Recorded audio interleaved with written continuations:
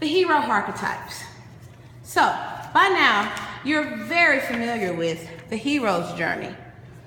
That is the adventure that every hero goes on, from their birth, call to adventure, crossing the threshold, tests, allies, the final battle, the return with a reward, and then back home.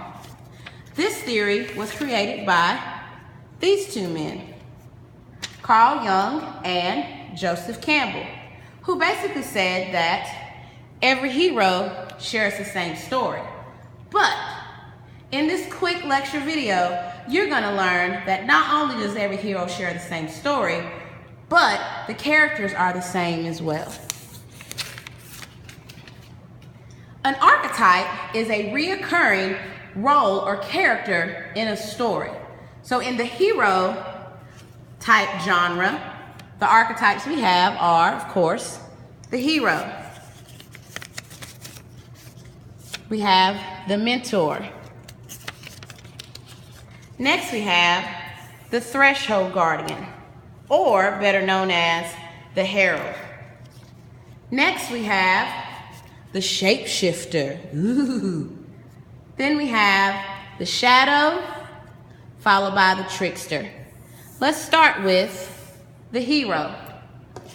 The hero's job is always to protect and serve. A hero has to be willing to sacrifice, and the hero's actions, good or bad, will always save or destroy the world. Neo is willing to sacrifice his own life to save the real world and the citizens in the Matrix. Marlin's actions of not letting Nemo be his own fish almost destroyed Nemo and Marlin's world, but he was willing to sacrifice his own life and his own fear of the ocean to find his son. Frodo sacrificed his well-being to ultimately go on the quest to destroy the One Ring. Next we have the mentor. Now the mentor's job is to guide and aid. The mentor usually is a positive figure. You never really see a mentor that's got a bad attitude. And the mentor's job is to provide insight, training, and ultimately motivation. Typically, if the hero does a good job, it's the mentor's job to provide the hero with a gift, sometimes even a supernatural weapon.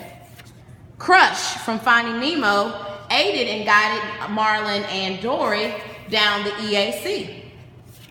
Morpheus aided Neo in his quest to save the citizens of the Matrix and ultimately guided him in learning the truth about what the Matrix was. In Lord of the Rings, Gandalf aided and guided, literally, Frodo to safety. Next we have the threshold guardians, or herald.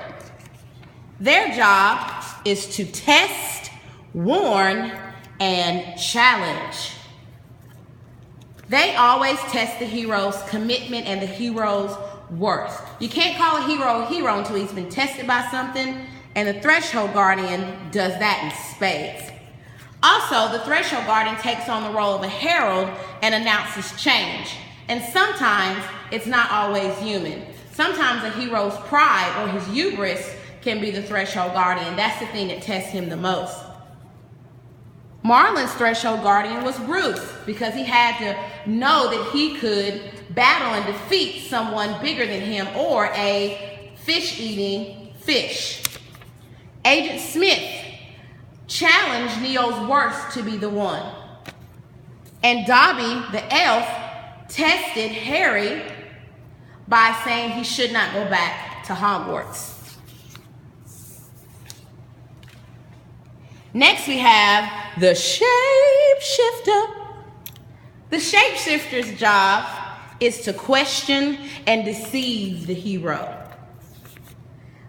A shapeshifter always hides their true intentions and loyalties. Typically, the shapeshifter is not always a good guy, but they act and fake like a good guy. Their whole job and purpose is to create doubt and questions in the hero's minds. And typically in those romantic comedies or those heroes that have female leads, sometimes that shapeshifter role can be worn by the opposite sex. Like in The Dark Knight, Batgirl.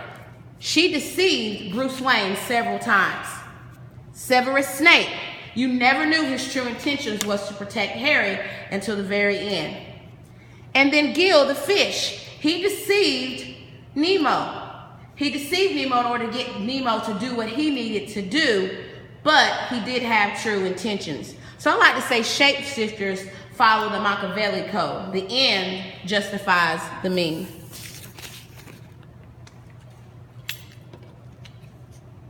Next we have the shadow. The shadow's sole purpose is to destroy. So this is typically your major villain that the hero is going to battle. It's also internally the hero's deepest and darkest desires or fears.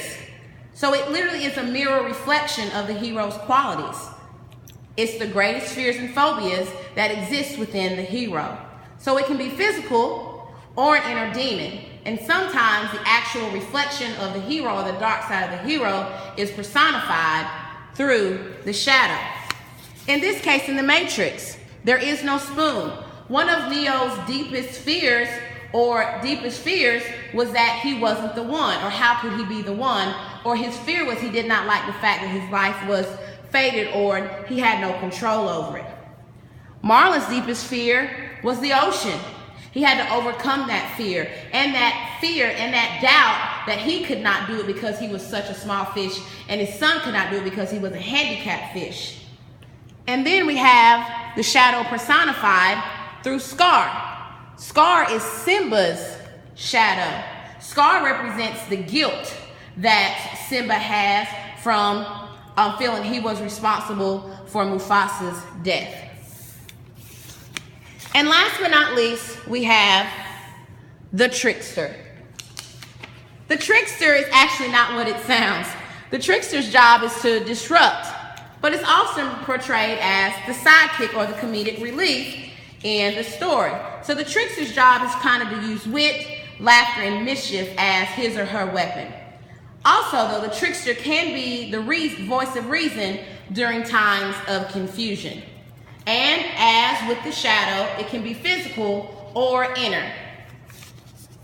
For example, in Harry Potter, both Hermione and Ron play trickster roles. Ron brings the laughter, and Hermione brings the voice of reason. Sometimes Ron brings pearls of wisdom too, although typically he gives that little laughing break that every hero needs. Because let's face it, when you're battling monsters and demons and facing death, you need a little laughter.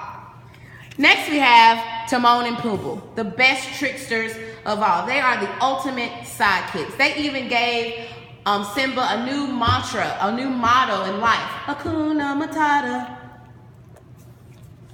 And lastly, you have Dory, the second best sidekick or trickster in history. Even though she had no memory whatsoever, she provided laughter, she was mischievous, and at the end of the day, even though in her memory lapses, she still was able to give Marlon those pearls of wisdom and guidance that he needed.